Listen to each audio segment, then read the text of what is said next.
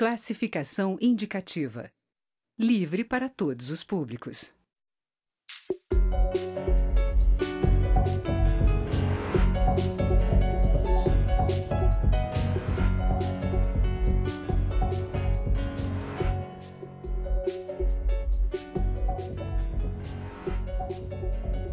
A Câmara está discutindo mudanças nas leis que regulamentam a posse e o porte de armas.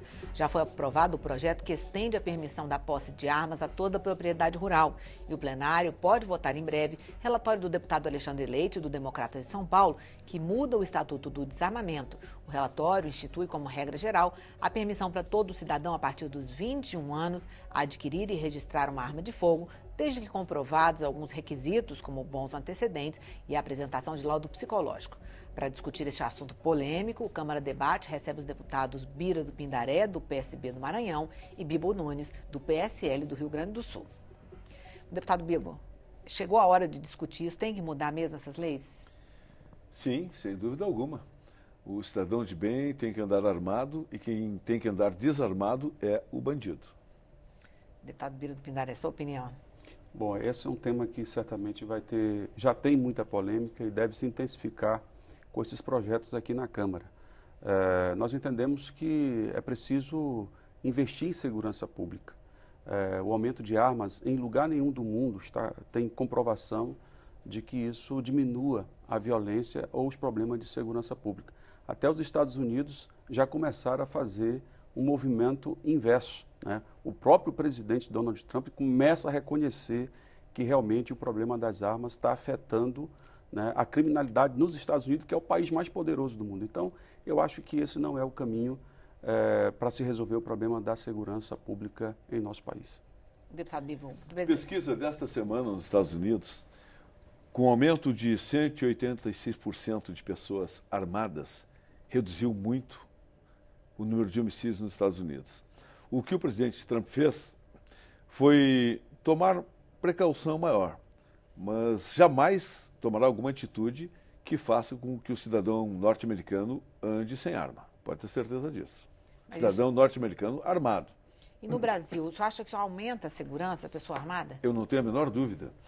Porque, por exemplo, hoje eu estou num restaurante, tem umas 200 pessoas no restaurante, o bandido entra no restaurante, todo mundo quieto aí, passa o celular, passa o dinheiro, porque sabe que não tem ninguém para reagir. A partir do momento que o bandido sabe que tem pelo menos a possibilidade do cidadão estar armado, já vai inibir. Hoje, raposa cuidando do galinheiro. O cidadão de bem, ele não tem o que fazer. Eu, por exemplo, eu não vou usar armas. Eu não vou, acho que todos têm direito, mas eu não vou usar armas porque eu acho que, para mim, não vai ser a solução. Mas eu acho que quem quer ter armas deve ter o direito, contanto que tenha o exame psicológico, que tenha capacidade, que tenha... Não é qualquer um chegar e pegar uma arma, não é assim. Tem que estar preparado. Aí não tem problema. Que passa a ideia, não, todo mundo vai andar armado. Isso eu sou contra. Tem que ter condições psicológicas, né, tem que ter um treinamento de tiro, aí sim, não tem porquê. É aquela história a segurança pública que vai garantir. Então, por que exigem que nas empresas nós tenhamos, por exemplo, que usar extintores, se nós temos bombeiros para fazer o atendimento a incêndios? Por quê? O bombeiro, então, vem apagar o incêndio, não precisa ter o extintor. É a mesma coisa na segurança. Eu acho que eu tenho que ter a arma que é o meu extintor, no caso. Deputado Bira, você acha que essa liberação, flexibilização do Estatuto do Desarmamento deixaria alguns bandidos, como disse o deputado, com medo de agir, temendo que alguém, num restaurante, como o deputado citou, tivesse armado? Olha, não há comprovação científica disso. O caso dos Estados Unidos, por exemplo, que é o país mais poderoso do mundo, ele tem 36 mil homicídios por ano. É a metade do que existe aqui no Brasil, né? Então, o fato de ter a liberação de armas não é uma garantia de segurança para o cidadão. Pelo contrário, você pode até aumentar algum tipo de atividades criminosas que tem acontecido no nosso país, exatamente pela facilidade que o cidadão tem de acessar armas. É o caso, por exemplo, do feminicídio, né? Dos crimes que acontecem dentro de casa, entre vizinhos, briga de trânsito. Tudo vai ser motivo de morte, porque as pessoas vão estar armadas. Então, ao invés de você resolver o problema, você vai amplificar o problema, né? Porque hoje o problema é com a criminalidade. Ora, a criminalidade do Brasil, nós sabemos que está associada ao tráfico de drogas, né? Tem elementos pela falta, pela insuficiência ou precariedade do sistema de segurança. Ao invés da gente resolver o problema onde ele está, a gente está ampliando os nossos problemas na medida em que adota providências como essa, de liberar o uso de arma no país, né? Posse, enfim, como acontece em razão desse projeto que está aí. Deputado Bibo, o senhor concorda que... Eu concordo plenamente com o que disse o deputado Bira agora. Veja que nos Estados Unidos o armamento lá é quase que total, liberado, né? E ele acabou de dizer que lá tem a metade dos homicídios que no Brasil. Então, se lá andam armados e tem a metade de homicídios, já comprova que é melhor a população andar armada. Mas não é uma população armada como muitos pensam. Eu não prego isso em momento algum. Eu acho que eu, por exemplo, não vou usar armas. Não vou, eu acho que não preciso usar arma, não gosto, não é? Eu acho que eu, conversando, posso achar um jeito. Mas quem quer usar armas, por exemplo, o produtor rural, ele está lá na sua propriedade. Aprovamos para que a posse não fique só na residência, mas sim em toda a propriedade. Eu sei que é isso. Eu vivo a vida rural. E o produtor, quando está em casa dormindo, vão lá bandidos e praticam o abigeato. Que me surpreendi que a maioria dos deputados não sabem o que é abigeato. Não explica, deputado. Não, pois eu fiquei surpreso.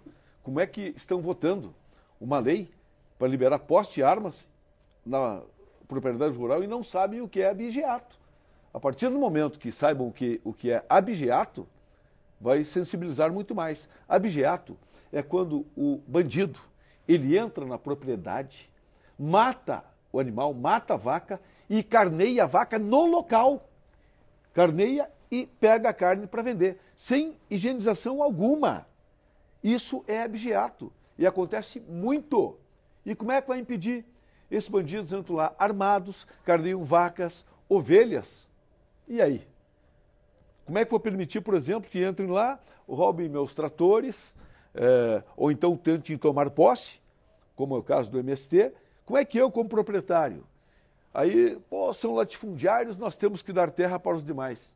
O que o MST produziu até hoje? O MST que não tem nem sequer CNPJ. Não posso permitir que pessoas se unam sem terem trabalhado, sem terem produzido nada, sem terem estudado, queiram invadir a minha propriedade simplesmente porque eu sou um produtor rural que tenho terras que eu conquistei com o meu trabalho e herança de família. E eu estou produzindo. O produtor rural, ele paga os mais altos impostos, custos trabalhistas. Os adubos, enfim, vão lá, roubam tudo, colocam fogo. No Rio Grande do Sul, nós tivemos a invasão pelo MST, o MTST, onde tínhamos ali pesquisas, quebraram tudo. Centros de pesquisas foram lá, quebraram tudo. Qual é a vantagem? Pessoas querendo produzir, pesquisar para o bem do Brasil, desenvolvimento, eles entram lá, quebram tudo e fica por isso mesmo. Tem que acabar com isso. Tem que ter respeito à propriedade de qualquer pessoa.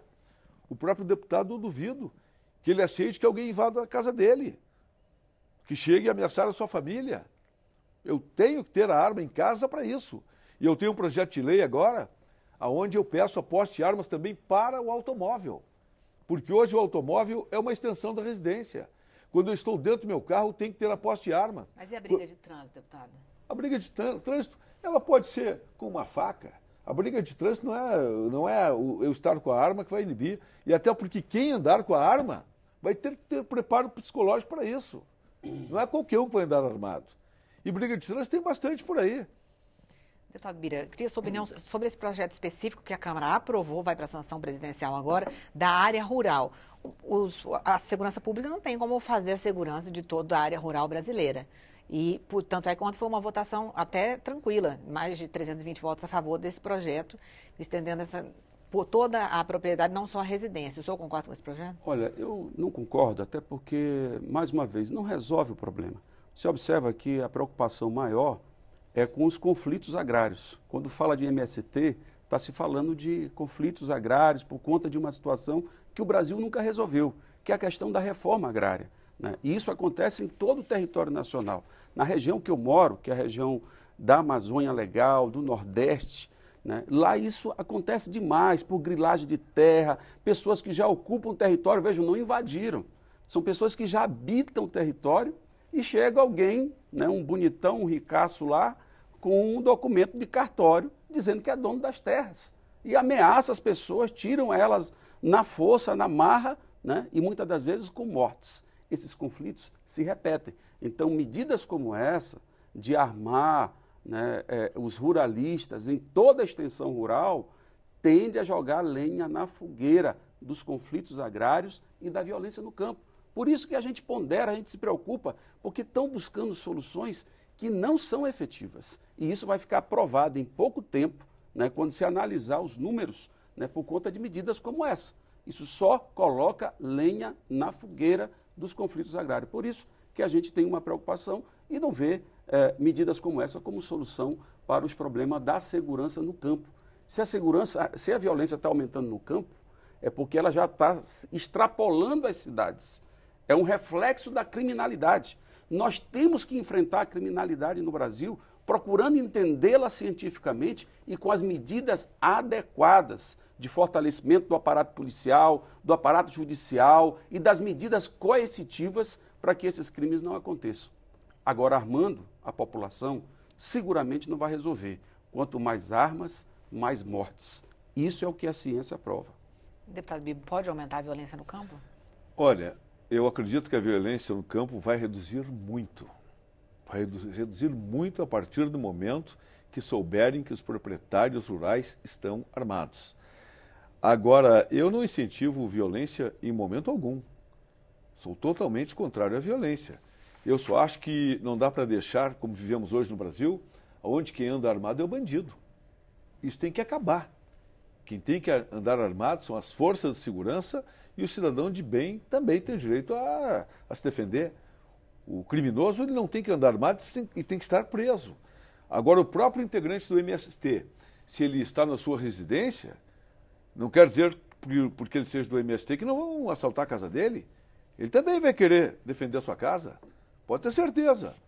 O membro do MST que tem a sua propriedade, sua casa, ele vai querer ter arma para defender quando alguém for assaltar. Agora, eu já falei várias vezes, já debati muito com pessoas que são contra o armamento. E depois de um tempo, teve alguns que foram assaltados. A partir do momento que alguém é assaltado, eu, por exemplo, fui, aonde pego o carro, está com a mulher, olha aqui, eu faço o que eu quero com a tua mulher, tu vai fazer o quê? Porque o bandido, quando está armado, ele é covarde, ele oprime, ele debocha. E quando ele perde a arma, que chega a força de segurança ou a gente consegue atacar ele, viram os coitadinhos. Mas quando eles estão com a arma, o bandido, ele é mau. E quem passa por isso, vê uma filha que foi estuprada, por exemplo, um parente que foi morto por bandido, aí muda. Numa hora como essa, a pessoa com arma consegue usar a arma como deveria? Estando preparado, sim. Quem é que não vai querer usar arma quando sabe que tem alguém querendo estuprar sua filha ou está tentando estuprar sua filha, como já aconteceu? Eu já tive ameaça dentro do carro, o cara, vou pegar a tua mulher e fazer o que eu quero agora. E botou o revólver na minha cara. Você vai fazer o quê? Quem passa por essa situação, o deputado com certeza nunca passou por isso.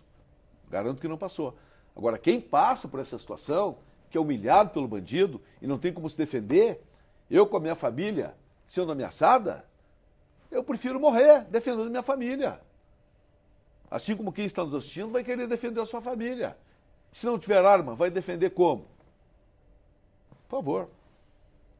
Deputado Bira, o clima no Congresso, na Câmara especificamente, parece mais favorável à aprovação de mudanças agora no Estatuto do Desarmamento, que vem sendo discutido há vários anos, mas agora parece que a chance de mudar aumentou. O senhor que é contra essas mudanças, como é que a oposição está trabalhando para não aprovar? Primeiro, a oposição fez uma frente de resistência ao método que o governo estava adotando para fazer essas alterações. Você lembra que no início o governo queria mudar por decreto. Foi no início do ano. No início do ano. E isso foi derrubado por ação da oposição, medidas tanto aqui no Congresso, através de projetos de decreto legislativo, como também medidas judiciais, né? O Supremo também se posicionou contra isso. De maneira que agora nós estamos pelo menos com o método correto. Existe projeto de lei e nós vamos debater o assunto no Congresso Nacional. E eu não estou convencido de que o governo tem a maioria para aprovar do jeito que ele bem entende. O governo quer liberar, por exemplo, né, a posse de armas e quer liberar a caça no Brasil. Né? Quer dizer, tem uma série de medidas aí que eu acho que vai gerar muita polêmica e haverá muita resistência da sociedade. A população não aprova, na sua maioria, essas medidas. De maneira que nós vamos fazer o debate com argumentos, né, mostrando e buscando as bases científicas para fundamentar o nosso posicionamento em relação a medidas como essa. As armas realmente não resolvem o problema da violência. Deputado Bira, eu queria voltar no assunto que o deputado Bira falou antes, de aumentar a violência, agravar a violência em casos domésticos, a pessoa que está com a arma e acaba levando a uma situação mais grave do que seria uma briga ali. Uhum. É um risco? A violência doméstica, o feminicídio, ele existe e vai continuar existindo. Isso não tem a menor dúvida. Agora, o homem covarde que pega uma mulher, com as próprias mãos, ele pode cometer um feminicídio com uma faca. Eu não vejo o fato de estar armado, claro que pode aumentar, mas compensa. O dado que o deputado me deu aqui, fiquei muito feliz que os Estados Unidos têm uma população maior que a nossa, amplamente armado, e tem a metade de homicídios do que aqui. Eu acho que esse dado diz tudo. Isso diz tudo. Agora, eu não faço parte da bancada da bala, por exemplo. Eu não sou a favor de todo mundo andar armado e digo mais, o policial se mata um bandido que esteja parado ou covardemente, deve ser punido. Não é assim, sair dando tiro em todo mundo, matando quem quer. Não, se cometer um excesso, tem que ser punido. Senão aí vira um bang-bang, faroeste. Não é isso. Eu prego tudo com bom senso. A partir do momento que alguém tiver abuso de autoridade, que cometa um assassinato injustamente, tem que ser punido. Não pensem essa ideia de que vai virar um bang-bang aqui. Não, e eu sou contra isso. O cidadão de bem tem direito a defender a sua propriedade e, acima de tudo, a sua família. Deputado Bira, essa questão que o senhor falou um pouco sobre violência de uma forma geral, a Câmara também não deveria estar debruçada sobre outros temas ligados à violência, diminuir a violência de uma forma geral no Brasil, para diminuir a necessidade de armas? Claro, né? E isso deveria ser a iniciativa do governo, né? Porque a Câmara debate em cima de projetos, mas o que o governo está mandando, né, é um projeto que libera armas, né? Ou seja, que joga mais gasolina na fogueira, né? Porque vai facilitar o acesso das pessoas às armas e isso tende a aumentar a criminalidade, a violência e tudo que já acontece no país. Eu vou dialogar aqui com o deputado Bibo, quando ele fala do dado dos Estados Unidos, e só queria lembrar que os Estados Unidos, comparado com os outros países desenvolvidos, é o mais violento de todos, né? E os outros países, na sua maioria, não têm a liberação de armas como tem nos Estados Unidos. Então, não é comparar os Estados Unidos com o Brasil, é comparar Estados Unidos com outros países desenvolvidos do mundo. Aí você observa que há uma disparidade, né? E que a política armamentista não resolve o problema. Pelo contrário, aumenta. E a gente vê na mídia todo dia, acontece nos Estados Unidos, as maiores atrocidades, exatamente pela facilidade que se tem de acesso às armas naquele país. De maneira que eu acho que é algo que tem que ser repensado. Senão, realmente, nós vamos voltar para o faroeste. Ou seja, o mundo, a humanidade, já passou por isso e superou isso. Quer dizer, colocar a arma na cintura de cada cidadão é sim transformar o Brasil num faroeste. E aí, se prepare, porque a guerra é de todos contra todos. Deputado Bira. Bem, como bem disse o deputado Bira, os Estados Unidos é um país desenvolvido, nós somos subdesenvolvidos. Os Estados Unidos, o maior país do mundo, desenvolvido, tem a população armada e a metade do número de homicídios que nós temos. Então, quer dizer que nós temos que evoluir.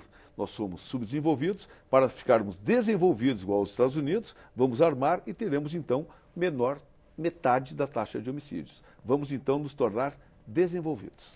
E os outros assuntos estão ligados à violência de uma forma geral, teriam que ser encarados com mais celeridade? Sim, já reduziu. Hoje está valendo, inclusive, aqui no site da Câmara, acho que tinha esse dado. Não, no Tribunal do Judiciário, que reduziu em 25% o número de homicídios no Brasil com a posse de Bolsonaro. Sabe por quê? Porque hoje a polícia está sendo valorizada. Hoje não se protege mais o bandido. Nós temos parlamentares aqui do Rio Grande do Sul que costumeiramente são conhecidos como defenderem bandidos. No Rio Grande do Sul, no meu estado, no governo do PT, do Olívio Dutra, o policial, quando ia em confronto com um bandido, ele tinha que dizer: alto lá, eu sou um policial e posso atirar. Era obrigado a dizer isso. Quando ele dizia alto lá, tomava um tiro na testa. Então, nós temos que valorizar a polícia e não o bandido. E isso mudou. A população, há um tempo atrás, tratava o policial como um bandido. Qualquer coisinha que o policial fizesse com um bandido, punição no policial. E agora mudou. Quem tem que ser punido é o bandido e não o policial. E se tiver policial ruim, corrupto, deve ser punido também. Mas estamos aqui o quê? O certo e o errado. Vivemos numa sociedade. E o parâmetro de quem nos defende, quem dá a vida por nós diariamente, é o policial. E esse tem que ser valorizado. E diante desta valorização, só o aspecto moral já fez com que reduzíssemos em 25% o número de homicídios do Brasil. Por quê? O bandido vai ser colocado no lugar dele. Não digo tanto exagero, o governador do Rio de Janeiro, aquele sim é metralha para todo lado. Aquele ali é jogo muito pesado. Eu não chego a tanto. Eu só quero que a polícia seja respeitada e não o bandido. Deputado Bira, falta valorização, respeito à polícia? Não tenha dúvida, né, que há, e ainda não há evidências de valorização por parte desse governo atual em relação às polícias. Inclusive, na questão da reforma da Previdência, foi uma categoria que se manifestou bastante, né? Inclusive, foi a que mais reclamou, né, da forma que estava sendo tratada nessa reforma da Previdência. Chegou até a chamar o presidente de traidor, né, porque foi uma categoria que maciçamente votou no presidente que está aí, né, de maneira que eu não estou vendo ainda essa valorização dos policiais por parte do atual governo. Se há uma estatística, um indicador positivo, nós vamos ter ainda que interpretar que fatores concorreram, mas seguramente não foi a valorização dos policiais. Não, do meu ponto de vista foi justamente isso, dizer que a polícia agora é valorizada e desvalorizando o bandido. Eu sou a favor de que o policial deva ganhar o máximo possível. Tudo tem um limite, mas tem que ser muito valorizado. Mas equipamentos, infraestrutura para combater a bandidagem, isso terão com certeza. E o governo Bolsonaro, ele mesmo, do Exército, como ele é no caso, ele valoriza muito a polícia. Agora o problema dos salários, esse é um problema que se debate aí, todo mundo quer ganhar sempre mais, né? Todos querem ganhar mais. Eu sou jornalista, a minha classe, por exemplo, nós temos um piso salarial muito baixo. E o jornalista trabalha sábado, domingo e feriado. E ninguém reclamou. Eu defendi a classe lá no plenário e poucos me deram apoio para ver que o reivindicar salário é muito relativo. Até porque a maioria dos jornalistas são privados, nós não temos essa cultura. E a polícia, ela é toda pública, né? Algumas privadas, que aí é diferente. Mas a verdade é que o salário, com certeza, vai tentar dar o máximo possível, porque o policial tem meu respeito. Tem policial corrupto? Tem. Tem jornalista corrupto? Tem. Nós vamos tentar limpar, não limpa nunca, mas vamos atenuar. Agora que a valorização das forças policiais são imperativas para o governo Bolsonaro, pode ter certeza que sim. Bom, esse debate vai continuar no plenário, porte de armas. Essa edição do Câmara Debate fica por aqui. Eu sou Mariana Pichit, que você pode assistir a esta e qualquer outra das nossas edições no nosso programa, inclusive este, entrando em nossa página na internet ou acessando o canal do YouTube. Obrigada pela audiência e até a próxima. Tchau.